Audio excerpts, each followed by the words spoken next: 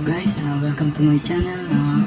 Meron tayo ngayon dito na iPhone 6s Plus na ating papalitan ng LCD kasi may part na hindi na natatouch. So ito ang ating replacement LCD. Papakita ko sa inyo kung paano magpalit sa madaling paraan ng iPhone 6s Plus. Just watch.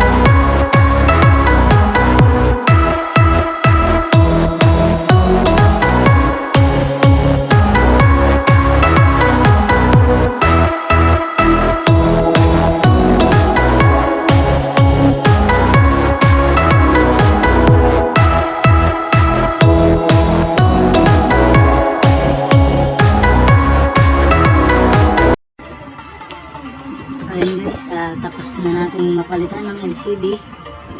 Makita nyo, ito yung luma. Ito naman yung bago. So yan guys, testing na lang natin siya kung gumagana na lang maayos yung touch. So, i-power on na natin siya.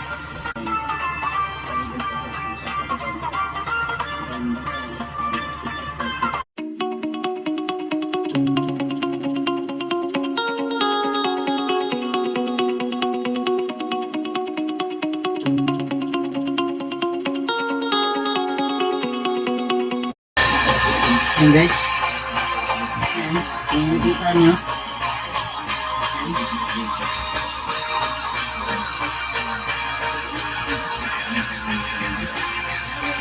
Gumagana na. Natatouch na halos lahat ng part niya. Which is kanina hindi.